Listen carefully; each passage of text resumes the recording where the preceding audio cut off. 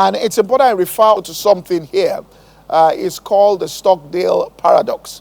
And this was a term that was coined by Jim Collins in his book, all right, From Good to Great.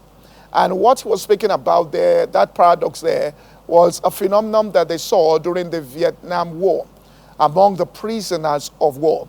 And they found out some people came out stronger, some people came out, and became very successful in life. Some people, completely prisoners of war, completely collapsed and couldn't make it. Some, suffered from, and all kinds of, their whole life just fell apart after that.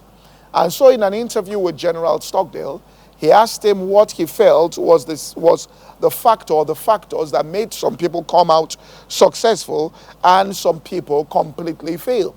And General Stockdale said that those who failed and those who didn't survive were the optimists. Now, you think that will be a very good thing to be an optimist. But he says it's the optimists that did not make it. He said because the optimists were the ones who felt they'll be out by the next Christmas or next Easter, who had that short-term mindset, who felt that, listen, folks, and they were cheering everybody up, we'll be out of this place. We'll be out of this place soon. And they did not. They were very optimistic, but they were blinded from the realities, and they were not in touch with the realities that confronted them. It was almost like creating an alternative world where you have created an expectation, all right, and you have started to believe, all right, something that you really want to happen, but that just might not be the process. He said these were the people because they resulted in their hearts getting broken. When by the next Easter, by the next Christmas, they didn't make it. And to quote exactly what General Stockdale said, he said, you must never confuse faith, that optimism there, with true faith that will prevail at the end, because it's mixed with the discipline to confront the brutal facts of your current reality. In other words, faith is a fight. Faith understands that there will be opposition. And so faith, it says, fight the good fight of faith. It says, this is our victory, yes, but it overcomes the world. So it recognizes the presence of an opposition. And therefore it overcomes that particular opposition. It resists. It fights. God said, after you have suffered a little while, he will strengthen.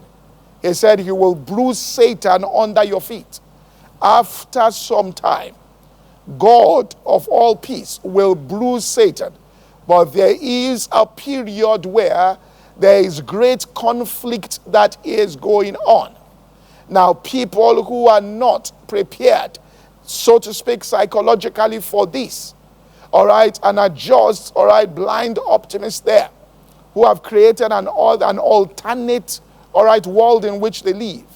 When they're confronted with these things and things don't happen the way they think, all right, or felt that it should happen, and it doesn't happen in 2 months and in 3 months, then everything falls apart. They get heartbroken, and then they now begin to say things, all right, that now they're no longer in a position where they can. And it's based on false and wrong expectations. So let's look at what Jesus said about the Word of God. Let's look at what he said in the scriptures about getting results. Let us build our expectations on scriptural facts, or what we'll call the truth, and not just false impressions there that we might even have been given by people.